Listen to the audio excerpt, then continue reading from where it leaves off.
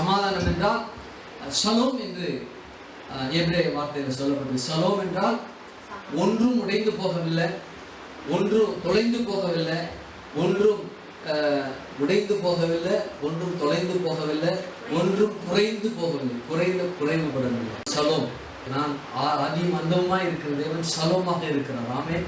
Jehovah shalom என்று சொல்லப்பட்டிருக்கு. நம்முடைய தேவன் ஷலோம். ஆமென். எத்தனை பேர் ஷலோமா இருக்கிறீங்க? சந்தோஷமா இருக்கிறீங்க? ஆமென்.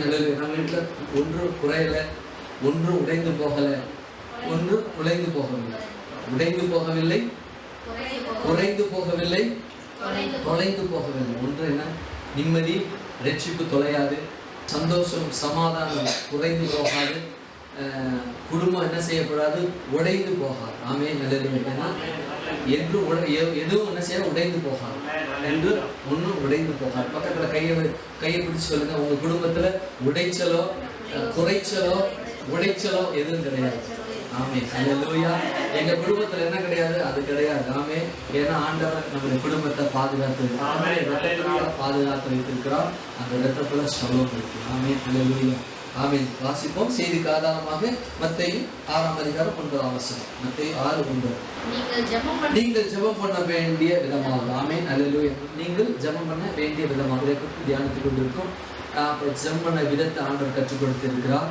கற்றுக் கொடுத்தால் என்ன செய்து கொண்டு இருக்கிறார், கற்றுக்கொண்டே இருக்கணும். ஆண்டவர் இதை குறித்து பேசும்பொழுது நான் நிறைய காரியங்கள் சொல்ல காட்டிலும் அதிகமான காரியங்கள் என்ன செய்யணும், அதிகமான காரியங்களை நான் இதன் மூலமாக கற்றுக்கொண்டேன். போன வாரம் மெசேஜ் பேசிக்கிட்டு இருக்கும்போது என்ன, இந்த வார்த்தை பேசுகிற வசனத்தையும் அந்த காரியத்தையும் போன வாரமே கொடுத்துட்டார்.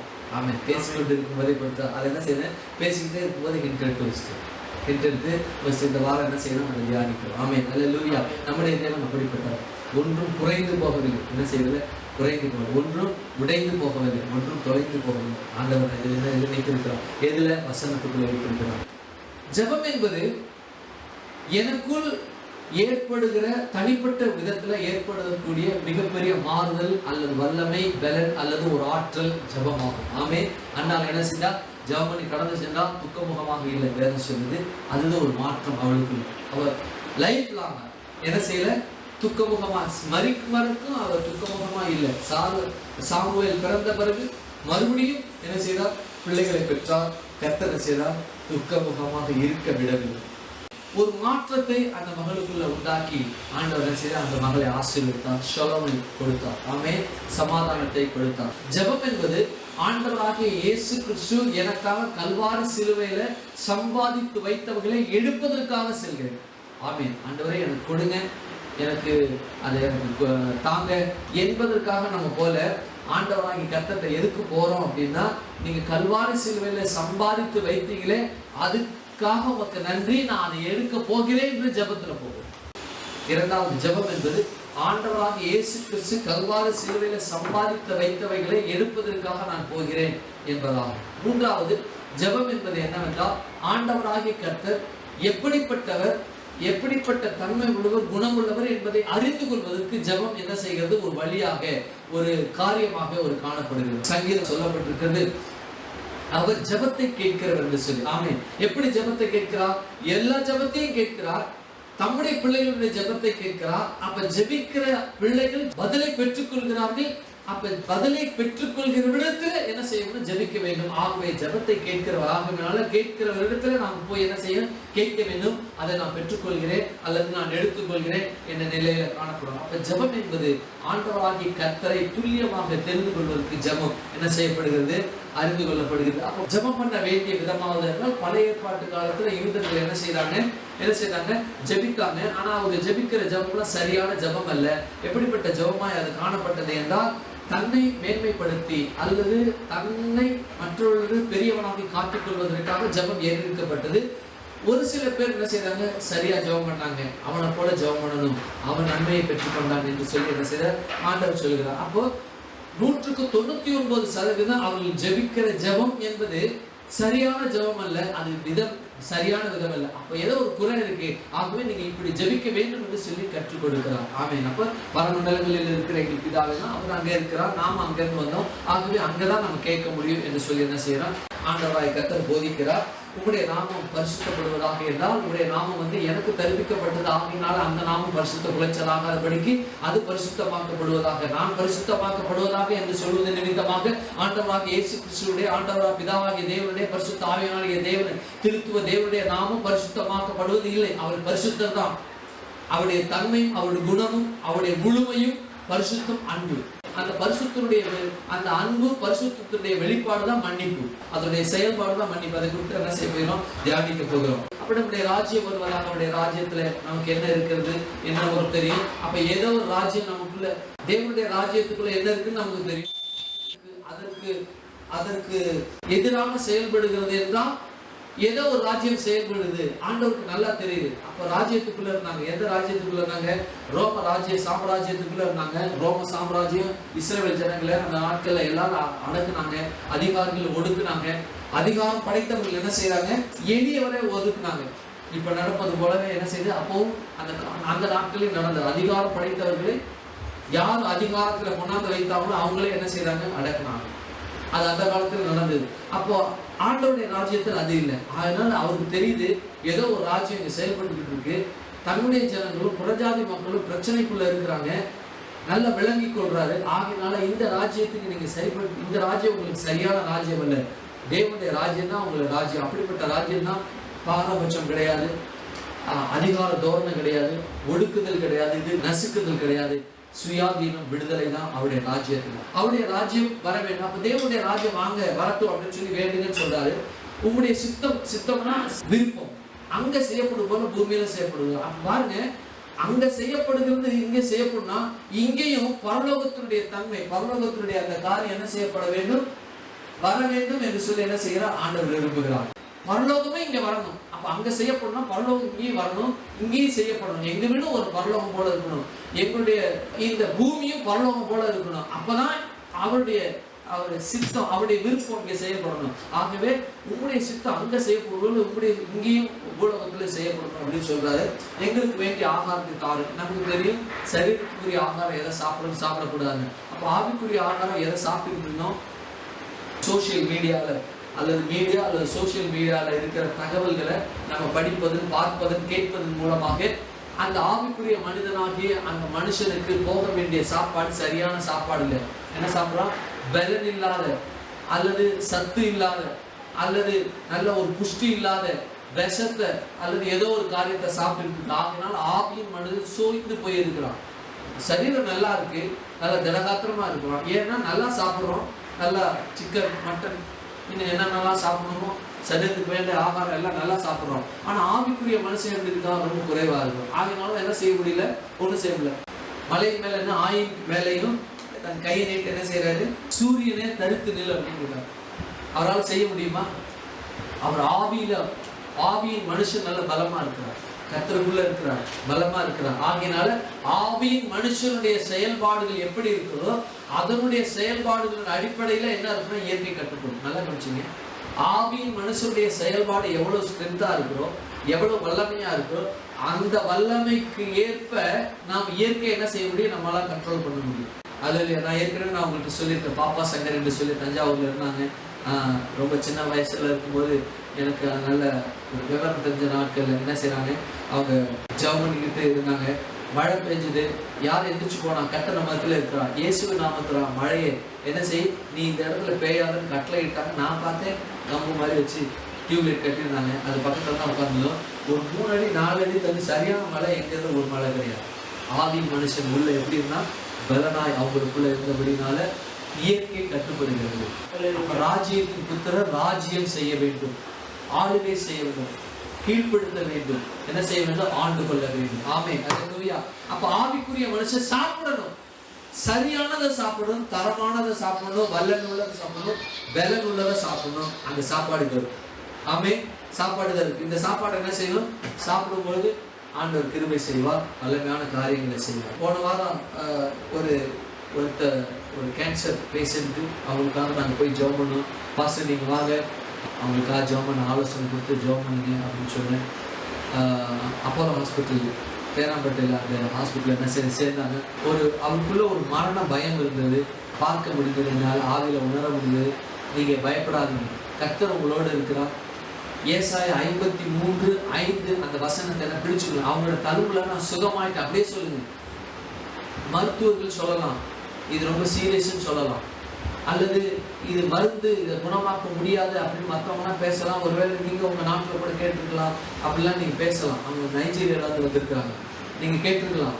அல்லது மருத்துவம் உங்களை விட்டுலாம், டாக்டர் கையை விட்டுலாம். ஆனா இயேசு கைவிட மாட்டார், அவருடைய வார்த்தை கைவிடாது. அதை பிடிச்சிங்க அப்படின்னு சொன்னாரு.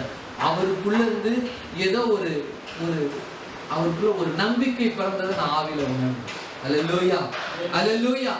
அப்ப ஆபரேஷன் பண்ணாங்களா என்னன்னு இது வரைக்கும் எனக்கு தெரியல. கீமோ கொடுத்தாங்க, நல்லா இருக்கிறாரு அப்படின்ற வார்த்தையை நான் கேள்விப்பட்டேன். ஆமென், அல்லேலூயா. பாருங்க, நாம என்ன செய்ய முடியுமா? ஒரு காரியத்தை சொல்லி அந்த காரியத்துக்கு ஆலோசனை கொடுத்து வேத வசனத்தின் மூலமாக அவங்களோடு பேசி இடைபடும் பொழுது நாம காரியத்தை போய் புண்ணுக்கு ஏதாவது கழிவு தடவி ஏதாவது மருத்துவம் தேவையில்லை. அந்த புண்ணுக்கு கழிவு தடவுறது ஆற்ற வேலையை இது செய்யும். ஆமென். இந்த வேத வசனத்திற்கு அவ்வளவு வல்லமை, அவ்வளவு மகிமை, அவளோட சக்தி அதுல காணப்படுது. அப்ப அந்த வேத வசனத்துல வல்லமை, சக்தி, அந்த கிருபை, அந்த பலன் எதன் மூலமா இருக்குன்னா ஆவியின் மனுஷன் போஷிக்கப்பட்டு அந்த ஆவியின் மனுஷன் சாப்பிட்டு அந்த ஆவியின் மனுஷன் பேசுற பேச்சுலதான். அப்போ உங்களை கொண்டு என்ன செய்வாரு? இந்த இடத்துல இருக்கிற இந்த கேம்பஸ்குள்ள இருக்கிற மனிதர்களை வச்சு உங்களை பயன்படுத்தணும். மறுபடியும் ஆண்டவர் பேசுறார். எடுத்து பேசுங்க. சிறு பிள்ளை நினைக்காதீங்க, என்னால் அவ்வளோ ஜபிக்க முடியும், என்னால் ஜெபம் அவ்வளோ பண்ணலை, எனக்கு வேதத்தில் அவ்வளோ காரியம் தெரியல அப்படின்னு நினைக்காதீங்க. தெரிந்த வசனங்களை எடுத்து பேசுங்க. உங்களுக்குள்ள இருக்கிற அந்த ஆவியின் மனுஷன் அல்லது ஆவியின் மனுஷி வல்லமை உள்ள மனுஷியாக இருக்கிறபடினாலதான், அந்த வயு உயிர்ப்பிக்கப்பட்டபடினாலதான், இரத்தத்தினால கழுவப்பட்டபடினாலதான் அந்த மனுஷன் என்ன செய்வா? எழுந்து காரியங்களை நடப்பி ஆண்டவருக்கு என்று காரியங்களை நடக்கும். கரங்களை ஆவியின் மனுஷன் சரியான சாப்பாடு சாப்பிடணும். சாப்பிட்டாச்சு, அந்த சாப்பிட்டு அந்த பலத்தோடு என்ன செய்வோம்? போவோம், ராஜ்யங்களை சுதந்திரிக்கும். அடுத்து பாருங்க, எங்கள் கடனாளிகளுக்கு நாங்கள் மன்னிப்பது போல. கடந்த வாரத்தில் என்ன செய்யணும்? கடனாளிகளுக்கு மன்னிக்கிறத குறித்து பார்த்தோம், கோபு குறித்து பார்த்தோம், லாபானை குறித்து பார்த்தோம், ஆதாமை குறித்து பார்த்தோம். அப்புறம் இஸ்ரவேல் ஜனங்களை குறித்து என்ன செய்யணும் பார்த்தோம். ஆமென், அல்லேலூயா. இஸ்ரவேல் ஜனங்கள் என்ன செய்தாங்க?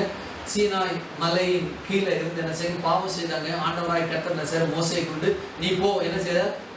நீ அழைத்து வந்த ஜனங்கள் தங்களை கெடுத்துக்கொண்டு, அப்படியே நீ கெடுத்து கொண்டார்கள், பாவம் செய்தார்கள், எனக்கு விரோதமா முறுமுறுத்தால் பாவம் செய்தாங்க அப்படின்னு சொல்றாரு. போன அவங்க மேல இருந்து கீழே வர்றான், மோசே வர்றாரு, ஜெயதுனியா அப்படின்னு மோசே கிட்ட யார் கேட்கிறா? யோசுவா கேட்கிறாரு. மோசைக்கு நல்லா தெரியும், ஆண்டவர் என்னை அனுப்பினார், என்ன இந்த பயில என்ன பண்ணியிருக்காங்கன்னு நீ போய் பாரு. தங்களை கெடுத்து கொண்டார்கள் சொன்னவனே தெரிஞ்சுக்கிட்டாங்க, வெளிப்படுத்திட்டாரு, பாவம் செய்திருக்காங்கன்னு சொல்லி. இது ஜெபதுனியும் இல்லை, அவதுனியும் இல்லை என்று சொல்லி என்ன செய்தாரு? கீழே வர்றாரு. கீழே வந்து பார்த்தாக்கா கன்று குட்டியை வார்ப்பித்து எகிப்து தேசத்திலிருந்து வரவழைத்து தெய்வங்கள் இவைகளே அப்படின்னு சொல்லி கூப்பிடுறாங்க. எவ்வளவு தெய்வம்! அக்னி மயமாய் இருந்து நடத்தி வந்தாரு. மேக சம்பவம் பகல்ல, இரவுல அக்கினி. 40 நாளைக்கு முன்பாக என்ன செய்ய நடத்தி வந்த தேவன் ஒரே 40 நாளைக்குள்ள தேவனை மறந்துட்டாங்க. சீனாய் மலையில அவங்க போன அவருக்கு என்ன ஆயிட்டோ, இனி எங்களை நடத்துவதற்கு இனி ரட்சகன் இல்லை, நடத்துவதற்கு எங்களுக்கு தலைவர் இல்லை, அதிகாரி இல்லை, என்ன செய்வோம்? நீ எங்களுக்கு தலைவனாக மாட்டான் அப்படின்னா சரி, நமக்காக தெய்வங்களை உண்டாகும். என்ன செய்வோம்? நமக்காக தெய்வம். எவ்வளவு ஒரு பயங்கரமான காரியம் பண்ணாங்க. கொஞ்சம் ஆண்டவர் சொல்றாரு, வணங்கா கழுத்துள்ள, அப்படியே சொல்றாரு, வணங்கா கழுத்து உள்ளவங்க அவங்க எதுக்குமே அசைக்க மாட்டாங்க. ஸ்டிஃப்ட் நெக்னு சொல்றாங்க, வணங்கா கழுத்து உள்ளவர். அப்போ ஆண்டவர் சொல்றாரு, இந்த ஜனத்தை நான் அழித்து போடுறேன். நான் உன்னை பெரிய ஜனம். நம்மளா இருந்தா, நம்மள சுயநலவாதியா இருந்தா நாம செய்ய மாட்டோம். சுயநலம் உள்ள ஜனங்களா இருந்தா அல்லது ஒரு மனுஷனா இருந்தா, ஆமாண்டவரை அழித்து போடு, என்ன பெரிய ஜாதி அப்படின்னு சொல்லியிருப்பான். ஆனா மோசே சொல்லல, ஆண்டவரே நீர் எகிப்து தேசத்திலிருந்து உங்களுடைய ஜனத்தை அழித்து வந்து புறஜாதிகள் இந்த ஜனங்களை கானான் தேசத்திற்கு வழிநடத்தி கொண்டு போவது திராணி இல்லாத தெய்வம் என்று புறஜாதிகள் தூசிப்பானேன் என்று சொல்லி என்ன செய்யறாரு? ஆண்டவரே ஜீவ புஸ்தகங்களை என்னோட பேரை என்ன செய்ய கிறுக்கி போடுங்க என்று சொல்லி வாதாடினா அந்த ஜனத்தை. அப்ப மன்னிப்பு என்பது அவருடைய குணாதிசயங்களில் ஒன்றாக காணப்படுகிறது. ஆமென். அன்பினுடைய வெளிப்பாடு மன்னிப்பு. எப்ப மன்னிப்பு?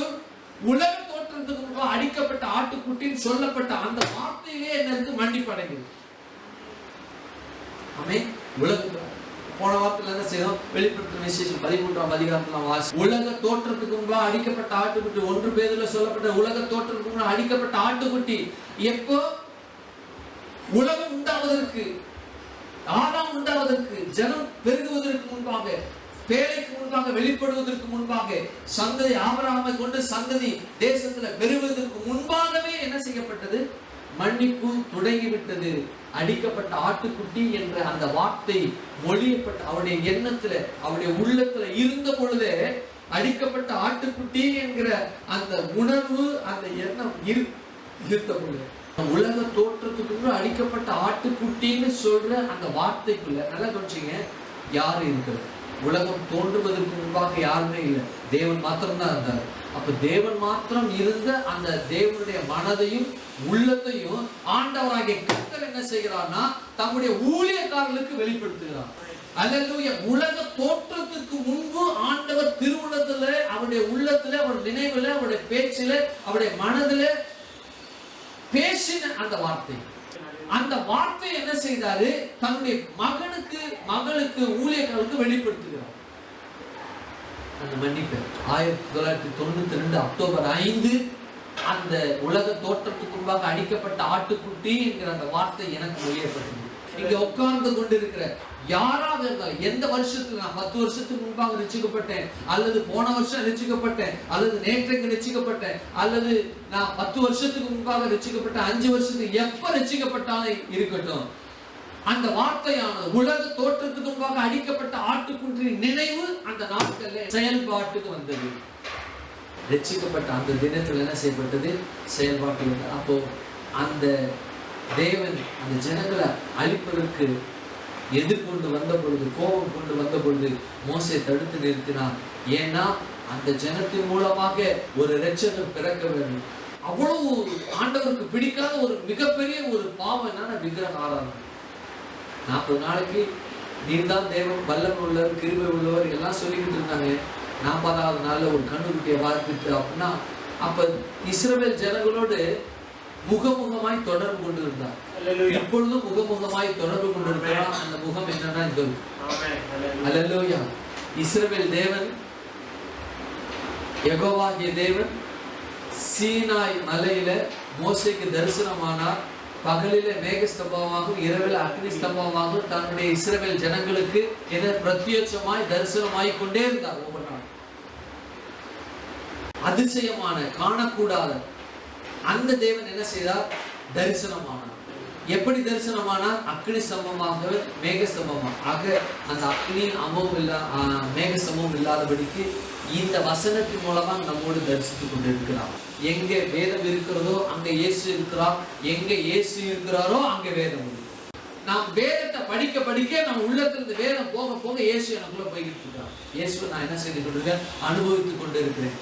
இயேசுவை எவ்வளவுதான் அனுபவிக்கிறோமோ என்ன செய்வோம்? பாடல் கேட்போம், உடனே கை என்ன செய்யணும்? இதை தூக்கிறோம். என்ன செய்யணும்? கை இதை தூக்கிறோம். வசனத்துக்குள்ள ஓடி போயிடும். அப்போ என்ன செய்கிறோம்னா, எப்ப நம்ம இயேசு கிறிஸ்துவை ஏற்றுக்கொண்டோமோ அந்த நிமிஷத்துல இந்த உலக தோற்றத்துக்கு அடிக்கப்பட்ட ஆட்டுக்குட்டி என்ற அந்த வார்த்தையானது நமக்கு மொழியப்பட்டு அல்லது உச்சரிக்கப்பட்டு அல்லது பேசப்பட்டு அந்த மன்னிப்பின் செயல்பாடு எனக்குள்ள என்ன உண்டானது? மன்னிப்பின் செயல் எனக்குள்ள உண்டானது. ஆமென். ஆண்டவர் பழைய ஏற்பாடுகள் பாருங்க, புதிய ஏற்பாட்டு காலத்துல ஆண்டவராகிய இயேசு கிறிஸ்து மன்னிக்கிறவர், மன்னிப்பு தயவு பெருத்தவருக்கு சொல்லி வாசிங்க. 9ஆம் அதிகாரம் மத்தேயு 1ஆம் அதிகாரம் வாசிங்க. அப்பொழுது அவர் படகில் ஏறி இக்கரைப்பட்டு தம்முடைய பட்டணத்திற்கு வந்தார். அதாவது அந்த எருசலேமுக்கு வந்தார். சொல்லுங்க. அங்கே படுக்கையிலே கிடந்த ஒரு திமிராதக்காரனை அவரிடத்தில் கொண்டு வந்தார். நானே வாசி. இயேசு அவருடைய விசுவாசத்தை கண்டு திமிர்வாதக்காரனை நோக்கி, மகனே திடன்கள், உன் பாவம் உனக்கு மன்னிக்கப்பட்டது என்றார். நல்ல கவனிச்சுங்க, உன் பாவம் உனக்கு மன்னிக்கப்பட்டது அப்படின்னா, அப்போ ஆண்டவர் என்ன செய்ய முடியும்? பாவங்களை மன்னிக்க முடியும். நாமும் பாவங்களை மன்னிக்க முடியும். உண்மைதானே? நம்மளும் என்ன செய்ய முடியும்? பாவம் மன்னிக்க முடியும். இதை குறித்து விவாதங்கள் நடந்து கொண்டு இருக்கிறது. பாவங்களை மன்னிக்க நாம் யார்? இல்லை, நாமும் நமக்கு சில அதிகாரம் கொடுக்கப்பட்டிருக்கு. நமக்கு விரோதமாய் பாவம் செய்வது, நமக்கு விரோதமாய் தூஷித்தவர்களை மன்னிக்கும்படி நமக்கு என்ன செய்யப்பட்டிருக்கு? அதிகாரம் இருக்கு. நாம மன்னிக்கலாம். மன்னிக்க முடியும், நாம் மன்னிக்கணும். ஆண்டவரே சொல்றார், நீங்க எவர்களை மன்னிக்கிறீர்களோ அவருடைய பாவம் அவர்களுக்கு மன்னிக்கப்படும் அப்படியே சொல்றாரு. ஆண்டவரே என்ன செய்ய சொல்லியிருக்கிறார், எவர்களை பாவத்தை மன்னியாது இருக்கிறாயோ அவருடைய பாவம் அவர்களுக்கு மன்னியாது இருக்கும், மன்னியாது இருக்கப்படும் அப்படியே சொல்லப்பட்டது. அல்லது எந்த வீட்டுக்கு உங்களை போறாங்களோ, எந்த வீட்டுக்கு நீங்க போறீங்களோ, எவர்களை உங்களை ஏற்றுக்கொள்கிறாங்களோ அவர்கள் என்னையும் என்னை அனுப்பின பிதாவை ஏற்றுக்கொள்றாங்க. அப்போ உங்களுக்கு விரோதமாய் பாவம் செய்கிறவர்கள் எவர்களை நீங்க மன்னிக்கிறீங்களோ அவருடைய பாவம் அவர்களுக்கு மன்னிக்கப்படும் அப்படின்னு இருக்கு. அப்போ நாம என்ன செய்யறோம், நம்ம பாவத்தை மன்னிக்கிறோம். அப்போ பாருங்க, எங்கள் கடனாளிகளுக்கு நாங்கள் மன்னிப்பது இதுதான். எங்கள் கடனாளிகளுக்கு அப்படின்னா நான் மன்னிக்கக்கூடிய அல்லது மன்னிப்பை கொடுக்கக்கூடிய ஒரு பாவத்தை எனக்கு விரோதமாய் ஒருத்தர் செஞ்சிருப்பான் அப்படின்னா அவனுக்கு மன்னிக்கக்கூடிய அந்த பாவமாக இருக்கிறது, அந்த பாவத்தை மன்னிப்பதற்கு எனக்கு அதிகாரம் இருக்கு. அப்ப அந்த பாவத்தை மன்னிக்கிற அதிகாரம் இருக்கிற அந்த மன்னிப்பை என்ன செய்யணும், நான் மன்னிக்கணும். அப்போ அந்த மன்னிப்பு என்கிற அந்த காரியமானது எனக்குள்ள ஒரு குணமாக காணப்பட வேண்டும். எனக்குள்ள என்ன இருக்கு, ஒரு கேரக்டரா இருக்கணும். கோபம் என்னுடைய குணம், என்கிட்ட கோபம் வந்துச்சு அப்படின்னா பயங்கரமான ஆளு அப்படின்னு பார்க்கணும். அப்போ கோபம் ஒரு குணம் என்றால் அப்போ மன்னிக்கிற ஒரு காரியமும் ஒரு குணமாக காணப்பட வேண்டும். அல்லேலூயா. மன்னிப்பு கேட்கிறாங்க, எனக்கு விரோதமா ஒரு பாவத்தை செஞ்சுட்டாங்க, ஐயா நான் செஞ்சது ரொம்ப பாவம், நான் இதை செஞ்சுக்க கூடாது, நான் வீட்டில் போயிருந்தேன், எனக்கு என்னால் சரியா இருக்க முடியல, உங்கள்கிட்ட வந்து மன்னிப்பு கேட்கணும்னு தோணுச்சு, அதனால தான் நான் வந்து மன்னிக்கிறேன். அப்படியா, நான் மன்னிக்கிறேன். நமக்கு அதிகாரம் இருக்கு. ஆனா இன்னொருத்தன் பாவத்தை மன்னிப்பதற்கு நமக்கு அதிகாரம் கிடையாது. அவன் செய்த பாவத்தை அவனை மன்னிப்பதற்கு நமக்கு அதிகாரம். எனக்கு விரோதமாய் எனக்கு காரியங்கள், எனக்கு எதிராய் செய்த பாவத்தை மன்னிப்பதற்கு எனக்கு அதிகாரம் இருக்கு. ஆனா இன்னொருத்தன் பாவத்தை மன்னிப்பதற்கு எனக்கு அதிகாரம் கிடையாது. அப்ப ஆண்டவராகிய இயேசு கிறிஸ்து இந்த பூலோகத்துல தச்சனுடைய மகனா என்ன செய்யலாம், யூதர்கள் பார்த்தாங்க, ஆசாரியர் பார்த்தாங்க, மற்ற எல்லாரும் என்ன செய்யலாம் பார்த்தாங்க. பாருங்க, இங்க பார்க்கிறோம், மகனே தினக்குள் உன் பாவம் மன்னிக்கப்பட்டது. நாம சொல்ல முடியாது, என்ன செய்ய முடியாது, மகனே உன் பாவம் மன்னிக்கப்பட்டது போ அப்படின்னு சொல்ல முடியாது. நான் உன்னை மன்னிச்சிட்டேன்னு வேணா சொல்லலாம். நமக்கு விரோதமாய் செய்யப்பட்டதா, அவன் தேவனுக்கு விரோதமாய் அவனுக்கு விரோதமாய் செய்யப்பட்ட பாவத்தை மன்னிப்பதற்கு நமக்கு 100% நமக்கு அதிகாரம் கிடையாது. அதான் கொஞ்சம் மீண்டும் சொல்றேன், ஒருவன் அவன் தேவனுக்கு விரோதமாய் அவனுக்கு விரோதமாய் செய்யப்பட்ட பாவத்தை மன்னிப்பதற்கு நமக்கு 100% நமக்கு அதிகாரம் கிடையாது.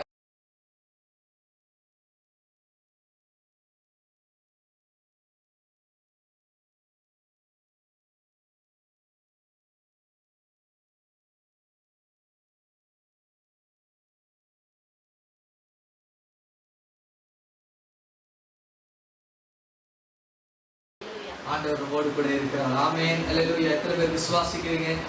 ஆமென், அல்லேலூயா. அவருடைய ரத்தம் எங்க இருக்கோ அவர் இருக்கிறார். ஆமென்.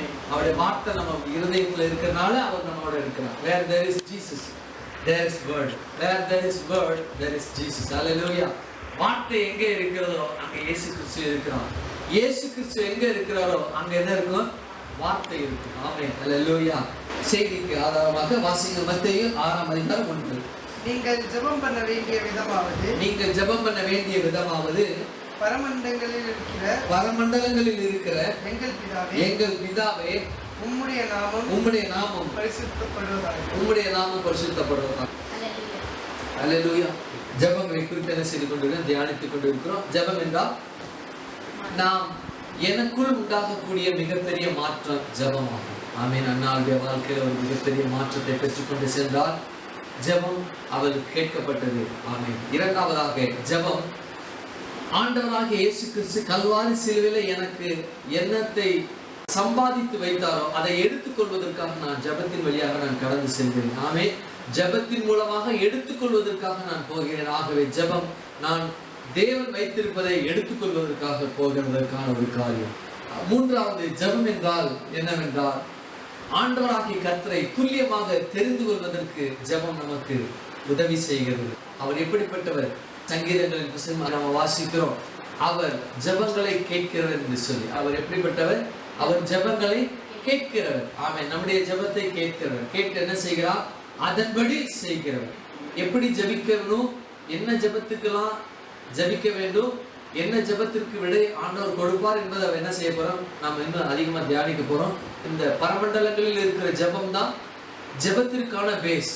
இந்த பேஸை முடிச்சுட்டு என்ன செய்வோம், அதுக்கப்புறம் கட்டடத்துக்கு என்ன செய்வோம், கடந்து செய்வோம். அப்போ பரமண்டலங்களில் இருக்க எங்கள் பிதாவினா அவர் அங்கே இருக்கிறார், அங்கிருந்து நாம் வந்தோம், அதுக்காக அவர்கிட்ட நாம கேட்கிறோம். பிதா என்றால் அவர் எல்லாவற்றிற்கும் தகப்பன், ஆவியின் தகப்பன் அவர். ஆகவே பாட்டர் என்று சொல்லக்கூடிய அந்த கிரேக்க வார்த்தையிலிருந்து இந்த பாட்டர் என்ற வார்த்தை வந்திருக்கிறது. பிதா என்ற வார்த்தை இதுக்கு சொல்லப்பட்டிருக்கிறது. ஆகவே இந்த பிதா அந்த எல்லா ஜீவராசிகளுக்கும் அவர் தான் தகப்பன். அப்ப தகப்பனிடத்தில் தான் கேட்க வேண்டும், வேற யாரிடத்துல என்ன செய்யக்கூடாது, கேட்கக்கூடாது. அப்ப பிதா என்கிற உறவை ஏற்படுத்தினார். அப்ப யூதர்கள் தேவனை எங்கேயோ இருக்கிறார், மகா பயங்கரமானவர் என்று நினைத்து கொண்டு இருக்கும் பொழுது ஆண்டவராக இயேசு கிறிஸ்து பிதா என்று என்ன செய்கிறார், இந்த இஸ்ரவேல் ஜனத்திற்கு தன்னுடைய பிள்ளைகளுக்கு அறிமுகம் செய்து வைக்கிறார். ஆமென், அல்லேலூயா. அடுத்தது, உம்முடைய நாமம் பரிசுத்தப்படுவதாக அப்படின்னா அவருடைய நாமம் பரிசுத்தப்படுவதாக சொல்வது நிமித்தமாக பரிசுத்தமாகப்படுவதில்லை. அவர் ஏற்கனவே ஒரு பரிசுத்தம் உள்ளவர்.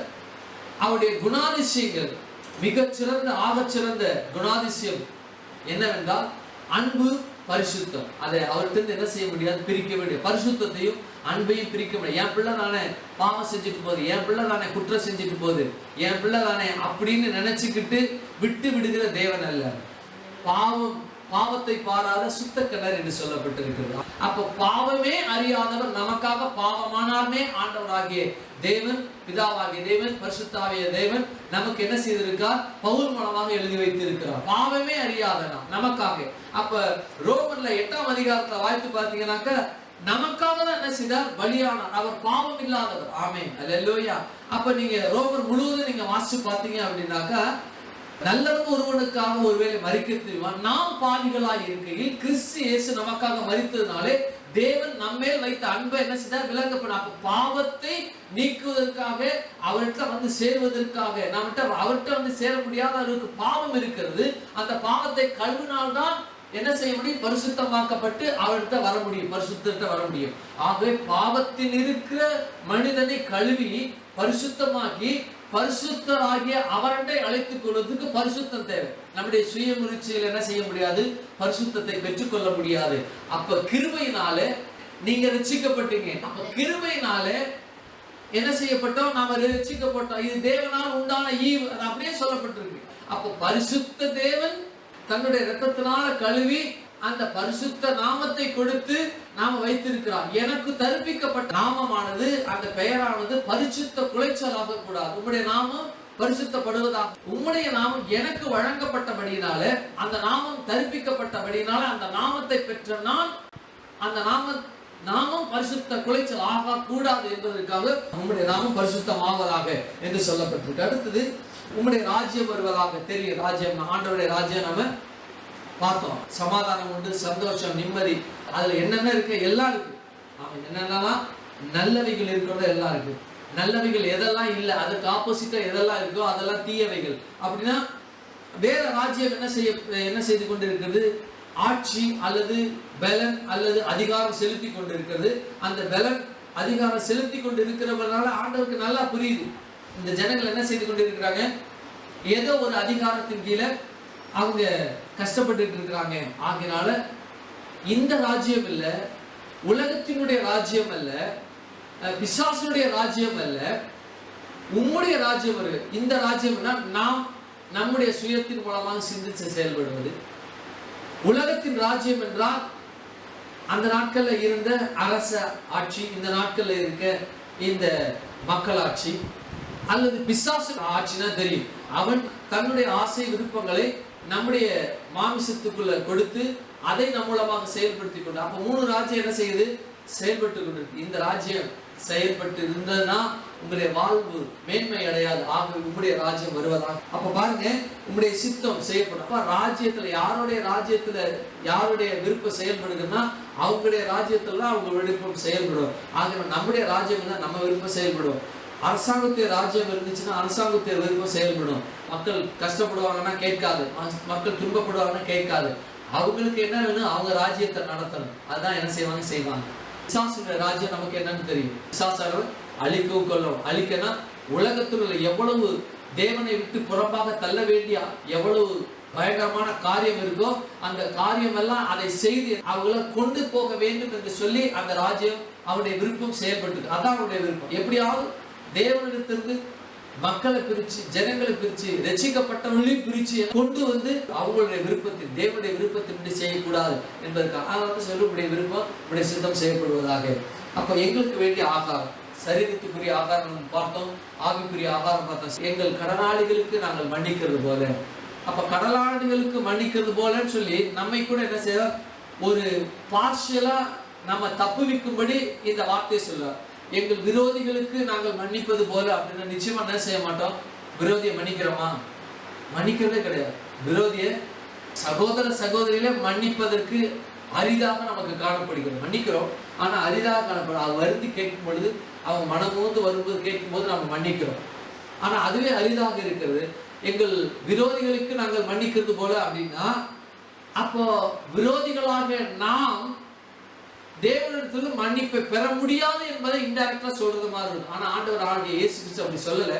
எப்படி சொல்றாருன்னா, எங்கள் கடனாளிகளுக்கு அப்படின்னா மன்னிக்க கடன் பெற்றவர்களுக்கு நாங்கள் மன்னிப்பது போல. யாரு கடனாளிகள் மன்னிக்கிறது?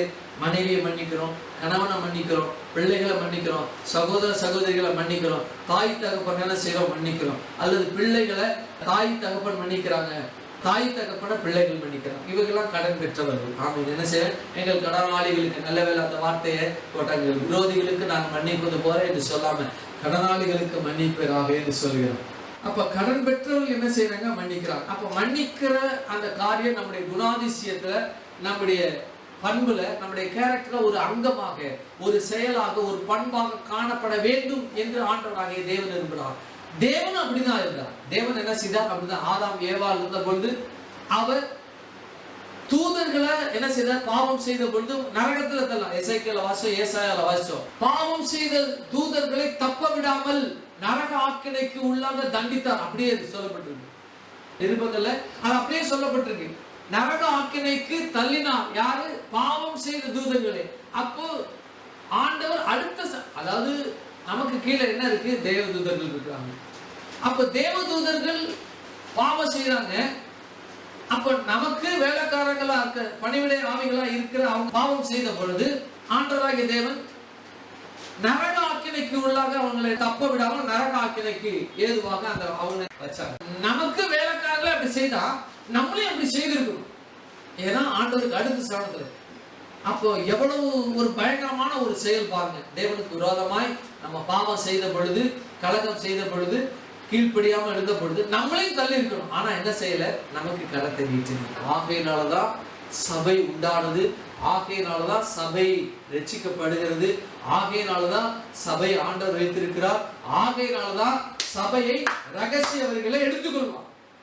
அப்போ மன்னிக்கிற அந்த தன்மை, அந்த குணாதிசயம் அவருக்கு இருக்கிறபடினாலதான் ஆதாம் என்ன செய்தார்? பாவம் செய்த பொழுது, ஆதாம் பாவம் செய்த பொழுது அந்த மன்னிக்கிற சுபாவம் அவருக்குள்ள இருந்தது. எப்ப இருந்தது அப்படின்னா, உலக தோற்றத்துக்கு முன்பாகவே இருந்தது. நம்ம 13ல பார்த்தோம். ஆமென், அல்லேலூயா. 13 வெளிப்படுத்தல பார்த்தோம். எப்ப நம்ம ரட்சிக்கப்பட்டோமோ அந்த உலக தோற்றத்துக்கு முன்பாக எனக்காக அளிக்கப்பட்ட ஆட்டுக்குட்டி என்று தேவனுடைய மனதில பேசப்பட்ட, உரைக்கப்பட்ட அல்லது நினைவுல இருந்த அந்த வார்த்தையானது நான் ரட்சிக்கப்பட்ட உடனே பேச்சாக மாறினது, ஒரு செயலாக மாறினது. ஆமென், அல்லேலூயா, அல்லேலூயா. அப்ப மன்னிக்கிற பண்பு, தன்மை எப்ப உண்டானது? உலக தோற்றத்துக்கு முன்பாக உண்டது. நான் ரட்சிக்கப்பட்டு ஆண்டவராகிய இயேசு கிறிஸ்துவுக்குள்ள மறுபிறப்பு நிக்கதேமு அடைந்தது போல நான் மறுபிறப்பு அடைந்த அந்த சனப்பொழுதிலே ஆண்டவருடைய அன்பு, அந்த செயலை என்ன செய்த? நான் சுவைக்க முடிந்தது. அல்லேலூயா. அப்போ ஒரு மனுஷனுக்கு அந்த இரக்கத்தை தன்னுடைய பண்புல இருந்து காண்பித்தார். ஒரு 6 லட்சம் புருஷர்கள் அடங்கின, புருஷர்கள் மாத்திரம் 6 லட்சம், கிட்டத்தட்ட பார்க்கும்போது 12 பிள்ளைகள் 2 வச்சா 12 24 லட்சம், 30 லட்சம் இருப்பாங்க. 30 லட்சம் பேரையும் ஒரு மனுஷன் நினைச்சு, ஆமாண்டவரே நீங்க எல்லாரையும் அழிச்சு போடுங்க, மோசேங்கிற மனுஷன் அழிச்சு போடுங்க, என்ன பெரிய ஜாதி ஆக்குங்க அப்படின்னா 30 லட்சத்தையும் வனாந்திரத்தை அழிச்சு போட்டு. ஆனா கிடையாது. மோசே செய்த அந்த ஜெபத்தின் மூலமாக, மோசே பண்ணின விண்ணப்பத்தின் மூலமாகவும் ஆண்டவர் முன்மொழிந்த உலக தோற்றத்துக்கு முன்பாகவே அடிக்கப்பட்ட ஆட்டுக்குட்டி என்ற அந்த வசனத்தின் மூலமாக, அந்த வார்த்தையின் மூலமாக இந்த திரள் கூட்ட ஜனத்தை என்ன செய்தார்? ஆண்டவராகிய தேவன் இந்த ஒரு செயலாகவே, மன்னிக்கும் செயல் அந்த இஸ்ரவேல் ஜனத்திற்கு என்ன செய்தது? வந்தது. ஆமென். மன்னித்தார் என்று சொல்லப்பட்டிருக்கு. அத்தனை பேர் ஜனத்தையும், அத்தனை பேரையும், எல்லா ஜனங்களும் என்ன செய்தாங்க? ஒரு சில பேரை தவிர, ஒரு சில கோத்திரத்தார் தவிர எல்லா ஜனங்களும் என்ன செய்தாங்க? கன்றுக்குட்டியை வணங்கி என்ன செய்தாங்க? தேவனுக்கு விரோதமாய் கலங்க. இவைகள் தான் ஒரு 40 நாளைக்கு முன்பாக மேக சமம் இருந்துகிட்டே இருக்கு, அக்னி சமம் இருந்துகிட்டே இருக்கு. சீனாய் மலையின் மேல இஸ்ரவேலாகிய தேவன் சேனைகளின் கர்த்தர் முகமுகமாய் மோசையோடு இடி முழக்கத்தோடு பேசிக் கொண்டு இருக்கிறார். பயங்கர சத்தம், நெருப்பு புகைக்கானா எரிந்து கொண்டிருக்கிறது. நம்மை வழி நடத்தின தேவன் இதோ மோசையோடு பேசிக் கொண்டிருக்கிறார். கண்கூடா பாக்குறாங்க. ஆனா கண்கூடா பார்த்து என்ன செய்யற? அதே தான் நெருப்பு எரிஞ்சுக்கிட்டு இருக்கு, எரிமலை வரல இருக்கு சொல்லிட்டு இவங்க கன்றுக்குட்டி எடுத்து வார்ப்பித்து வணங்க ஆரம்பிச்சிட்டாங்க. ஒரு கூட்டம் ஒரு தேசத்தின் ஜனத்தையே மன்னித்தார். அப்ப நினைவே பட்டணத்தாருக்கும் அதேதான். ஆதாம் ஏவாள் ஒரு தனி மனிதன், இஸ்ரவேல் ஒரு தனக்காக தேர்ந்தெடுக்கப்பட்ட மேசியா பிறக்க வேண்டும் என்று சொல்லி இருக்கக்கூடிய ஒரு ஜனம். அந்த ஜனத்தை என்ன செய்தார்? ஒரு தேசத்தை என்ன செய்தார்? மன்னித்தார். வனாந்திரமாய், வனாந்திர முகமாய், பரதேசியாய் சுற்றி திருந்த இஸ்ரவேல் தன்னுடைய ஜனத்தை, தன்னுடைய தேசத்து பிள்ளைகளை மன்னித்தார். இங்க நினிவே என்ற ஒரு பட்டணம். யாரு இவங்க அப்படின்னா, தேவனுக்கு விரோதமாய் கலகம் செய்து பாவத்தில மகா நினிவே ஆகிய நரகம். இங்க வாசம் பார்த்தோம் அப்படின்னாக்கா பாருங்க, 3 வாசிங்க. யோனா எழுந்து கர்த்தருடைய வார்த்தையின்படியே நினிவேக்கு போனான். நினிவே 3 நாள் பிரயாண விஸ்தாரமான மகா பெரிய நகரமாய் இருந்தது. யோனா நகரத்தில் பிரவேசித்து நாள் பிரயாணம் பண்ணி இன்னும் 40 நாள் உண்டு. அப்பொழுது நினிவே கவிழ்க்கப்பட்டு போம் என்று கூறினார். அப்பொழுது நினிவேயுள்ள ஜனங்கள் தேவனை விசுவாசித்து செய்யும்படி கூறினார்கள். பெரியோர் முதல் சிறியோர் மட்டும் ரெட்டெடுத்தி கொண்டார்கள். இந்த செய்தி எட்டின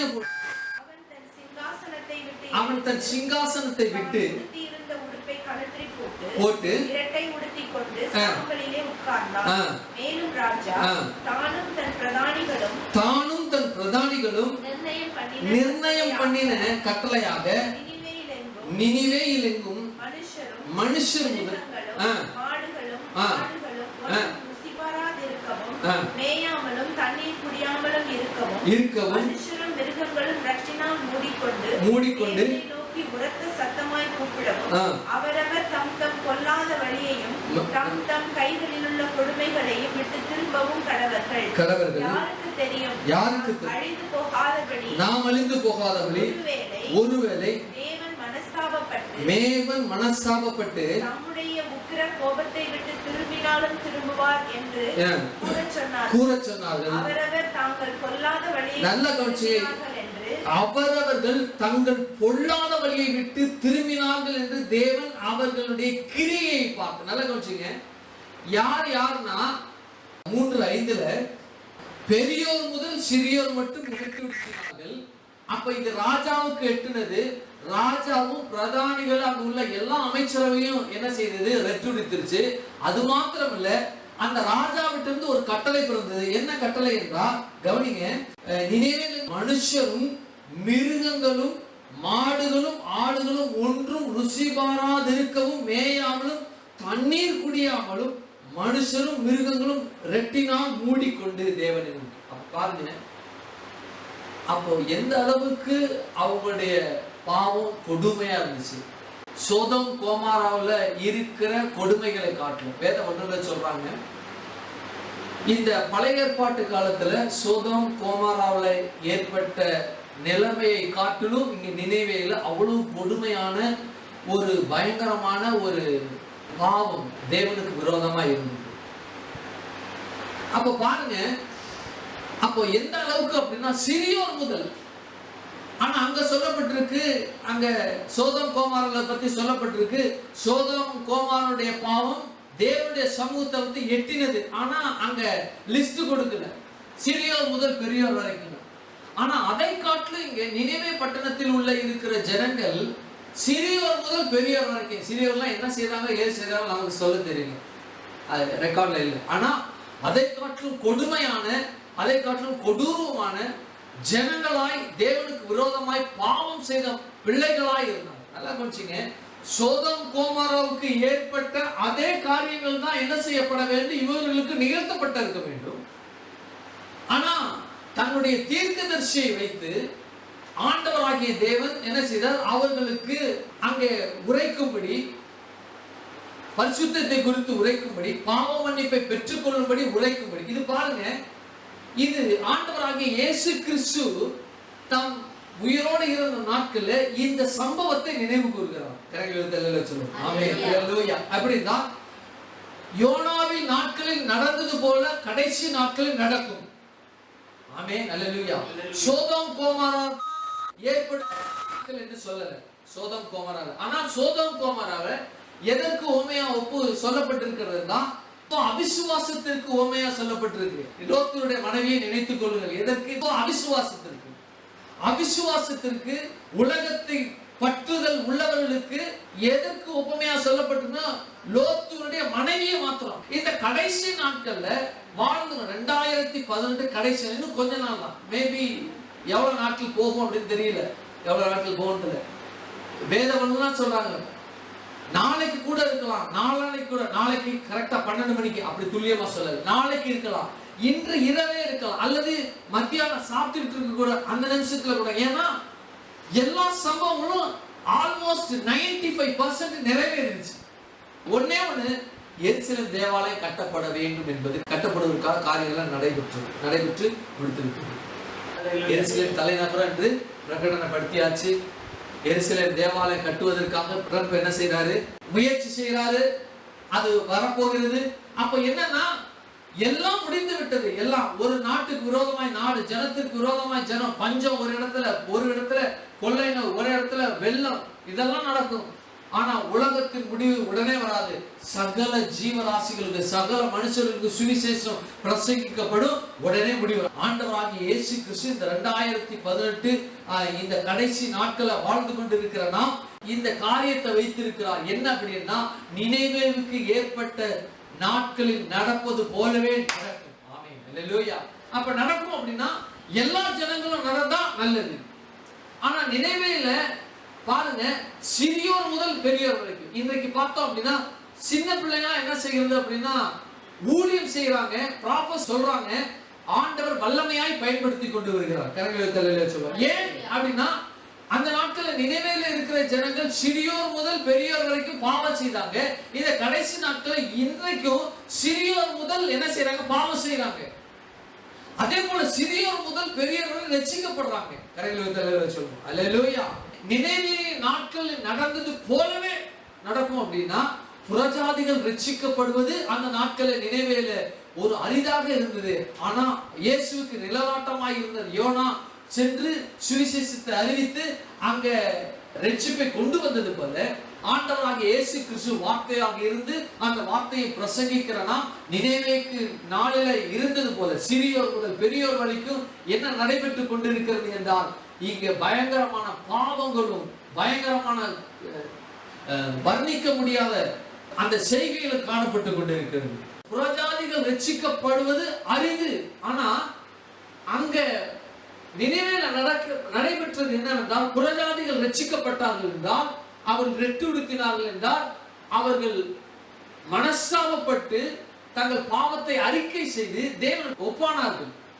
அதுபோல இந்த 2018 மனஸ்தாபப்பட்டு ஆண்டவருடைய வார்த்தையை அறிக்கை செய்து பாவ மன்னிப்பை பெற்று, எப்படி யோனா தீர்க்கதரிசி ஆண்டவருக்கு ஒரு பிரதிநிதியா இருந்து, ஒரு அம்பாசிடரா இருந்து, ஒரு ஸ்தானாபதியா இருந்து ரட்சிப்பை சொன்னாரோ, அதுபோல ஒவ்வொரு சபையில இருக்கிற ஒவ்வொரு பிள்ளைகளும் யோனாவாக இருந்து ரட்சிக்கப்படாது இருக்கிற நினைவே ஜனத்தை போல இருக்கிற ஒவ்வொரு ஜனத்திற்கும் என்ன செய்ய வேண்டும் என்றால், சுவிசேஷத்தை அறிவிக்கும் பொழுது நிச்சயமாக 100% தேவனுடைய வல்லமை அவர்களை ரட்சிக்கும்படியாகவே என்ன செய்யப்பட்டிருக்கிறது, அமைக்கப்பட்டிருக்கிறது.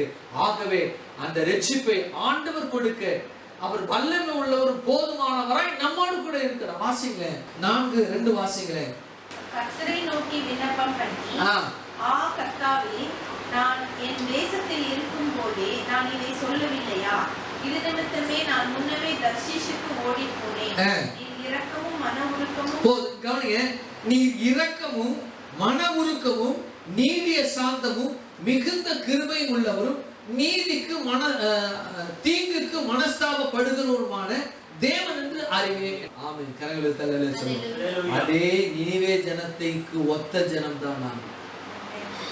அதே நினிவே ஜனத்துக்கு ஒத்த, அந்த நினிவே ஜனத்திற்கு பரிதபித்த ஆண்டவர் நம்மையும் பார்த்து பரிதபித்த நிமித்தமாக தான் அதுதான் அவர் குணம். அல்லேலூயா. இஸ்ரவேல் ஜனத்தை மன்னித்தார். ஒரு கூட்ட தேசம் அவருடைய ஜனம் தான், அவருடைய ஜனம் தான், அவருடைய கூட்டம் தான் என்றாலும் அந்த கூட்டத்தை, அந்த ஜனத்தை அவர் மன்னித்தார். அப்ப அந்த மன்னித்த தேவன் புறஜாதியை மன்னிக்கணும் அவசியமே கிடையாது. ஏன்னா அவர் ஒளிவ வரத்திற்காக, இஸ்ரவேல் ஜனத்திற்காக தான் அவர் வந்தார். இஸ்ரவேல் ஜனத்திற்கு மீட்புக்காக தான் வந்தார். ஆனா அந்த இஸ்ரவேல் ஜனங்கள் அந்த மீட்பை அலட்சியம் செய்து ஏற்றுக்கொள்ளாமல் போனது நிமித்தமாக யூதர்கள் வழியாக என்ன வந்தது? ரட்சிப்பு புறஜாதிகளுக்கு உண்டானது. வாசிங்களேன் ரோமர் 5:7. நீதிமானுக்காக ஒருவன் மரிக்கிறது, நல்லவனுக்காக ஒருவேளை ஒருவன் மரிக்க தீர்வான். நாம் பாவிகளாய் இருக்கு, கிறிஸ்து இயேசு நமக்காக மரித்ததினால் தேவன் நம்மை வைத்த அன்பை என்ன செய்தார்? விளங்க பண்ணினார் என்று சொல்லப்பட்டிருக்கிறது. அப்ப ஆண்டவராகிய இயேசு கிறிஸ்து என்ன செய்தார்? நமக்காக மரித்தார். பாவிகளா நம்ம இருந்தோம், நமக்காக மரித்தார். ஆனா இந்த பாவத்திற்காக மரிக்கப்பட வேண்டியது யாருக்காக மரித்தார்னா இஸ்ரவேல் ஜனத்திற்காக மரித்தார். அவங்களுடைய மீட்புக்காக வந்தார். அந்த மீட்பை அவர்கள் ஏற்றுக்கொள்ளவில்லை. அவர்கள் அசட்டை பண்ணி புறம்பாக்கி போட்டது நிமித்தமாக ஆண்டவராகிய தேவன் என்ன செய்தார் அப்படின்னா இந்த மீட்பை நமக்காக கொடுத்தார். இந்த மீட்பு, இந்த காரியங்கள் எல்லாம் ஆண்டவர் நமக்காக வைத்திருக்கிறார். ஆகையினால் தான் யூதர் என்றும் கிரேக்கர் என்றும் வித்தியாசம் இல்லை என்று சொல்லப்பட்டிருக்கிறது. அப்ப யூதர் ரட்சிக்கப்படுறாங்க, நாம ரட்சிக்கப்படுறோம். பிள்ளை உம்முடைய நான் உன்னை தேர்ந்தெடுத்தேன், இந்த சந்ததியில தான் இயேசு பிறப்பாரு. ஆனா நீ ஒஸ்தி. கிரேக்கர்னா நாம புறஜாதிகள், புறஜாதி மக்கள். நீ கிரேக்கர், நீ கொஞ்சம் தாழ்ந்த. அப்படி அல்ல. ரோமர் 10:12. யூதன் என்றும் கிரேக்கன் என்றும் வித்தியாசமே இல்லை. எல்லாருக்கும் கர்த்தரானவர் நம்மை தொழுது கொள்ளுகிற யாவருக்கும் ஐஸ்வர்ய சம்பன்னராய் இருக்க. பாருங்க, யூதன் என்றும் கிரேக்கன் என்றும் வித்தியாசம் இல்லை. எல்லோருக்கும் கர்த்தரானவர் தம்மை தொழுது கொள்கிற யாவருக்கும். முடிஞ்சு போச்சு. ஆமென். அல்லேலூயா. அவர் ஐஸ்வர்ய சம்பனர். ஆமென். அது வேற சப்ஜெக்ட். ஆனா யூதர்னு இல்ல, கிரேக்கர்னு கிடையாது. ஆமென். பாருங்க, மன்னிக்கிற அந்த மன்னிப்புல என்ன இல்லைனாக்கா பாரபட்சம் கிடையாது. கணக்கு சொல்லுவோம். அல்லேலூயா. ஆகையினாலதான் முந்தினோர் பிந்தினோர் ஆயும். அப்ப முந்தினோர் யாரு? பழைய ஏற்பாட்டு காலத்துல இருந்த விசுவாசிகள், தேவனுடைய பிள்ளைகள், தீர்க்கதரிசிகள். நீங்க மோசே காட்டிலும் சிறந்தவங்களா? சொல்லுங்க. மோசே காட்டிலும் சிறந்தவங்களா? ஆமா. தாவீதை காட்டிலும் சிறந்தவனா? ஆமா. எலியாவை காட்டிலும் சிறந்தவனா? ஆமா. ஏன்? எலியா இயேசு கிறிஸ்துவின் இரத்தத்தினால கழுவப்படல. மோசே இயேசு கிறிஸ்துவின் இரத்தத்தினால கழுவப்படல. தாவீது இயேசு கிறிஸ்துவோட இரத்தத்தினால கழுவப்படல. இன்னும் சொல்ல போனா ஏனோக்கு தேவனோடு சஞ்சரித்த அவன் கூட இயேசு கிறிஸ்துவோட இரத்தத்தினால கழுவப்படல. நான் விசேஷித்தவன். மன்னிப்புல கூட என்ன கிடையாது? பாரபட்சம். நினைவேலுக்கு காண்பித்த அதே மன்னிப்பை, இஸ்ரவேலுக்கு காண்பித்த அதே மன்னிப்பை நமக்கும் காண்பித்து அவர் குணத்தை பாருங்க. எவ்வளவு ஒரு மேன்மை பாருங்க. ஆண்டவராகிய கர்த்தருடைய குணத்தை யோசிச்சு பாருங்க. மன்னித்து, சரி நீ இங்க இருப்பா, நீ இங்க இருப்பா, இல்ல நீ இங்கதான், நீயும் இங்கதான். ஆமென். தாவீது ரட்சிக்கப்பட்டான் விசுவாசத்தினால. அப்படின்னாக்கா அவன் ரத்தத்தினால கழுவப்படல. நீ கீழே இரு, நீ கழுவப்பட்ட மேல இல்ல, நீ கழுவப்பட்ட. நீயும் விசுவாசத்தினால என்ன செய்ய? நீ ஆண்டவராகிய இயேசு கிறிஸ்துவுடைய தீர்க்கதரிசி போல இருந்து இந்த மரணத்தை குறித்து எல்லா தீர்க்கதரிசி உரைத்த நீயும் எப்படிப்பட்டவனா? இதற்கு சமமானவன். ஆமென். அல்லேலூயா. எவ்வளவு பெரிய தேவன். மன்னிப்புல கூட ஆண்டவர் பாரபட்சம் காட்டுகிற தேவன் அல்ல. மன்னிப்பு அவருடைய குணத்தினுடைய ஒரு அங்கம், அன்பினுடைய அதனுடைய இன்னொரு டைமென்ஷன் தான் என்னது? மன்னிப்பு. அந்த மன்னிப்பு அவருடைய தன்மைக்குள்ள அதே போல நம்மகிட்ட எதிர்பார்க்கிறார் எந்த அளவுக்கு நாம மன்னிக்கப்பட வேண்டும், எப்படி நாம மன்னிப்பெல்லாம் காட்டப்பட வேண்டும் என்று சொல்லி. அப்ப மன்னிக்கப்படுகிறவர் ஒருத்தர் இருக்கிறாரு. அந்த மன்னிக்கப்படுகிறவர்கிட்ட ஒருத்தன் வந்தா ரொம்ப துக்கத்தோட போயிட்டான். மன்னிக்கப்படுகிறவர்கிட்ட வந்து வேதனையோடு வந்தா மன்னிப்ப இழந்தான். அவன் எந்த நிலையில இருந்தான்? மன்னிக்கப்படுகிற எந்த ஸ்தானத்திற்கு, எந்த ஸ்தானத்துல, எந்த நிலையில இருந்து அந்த மன்னிப்பை பெற வேண்டும் என்று சொல்லி வருகிற வாரத்தில் நம்ம தியானிப்போம். கண்களை மூடுவதற்காக. அல்லேலூயா.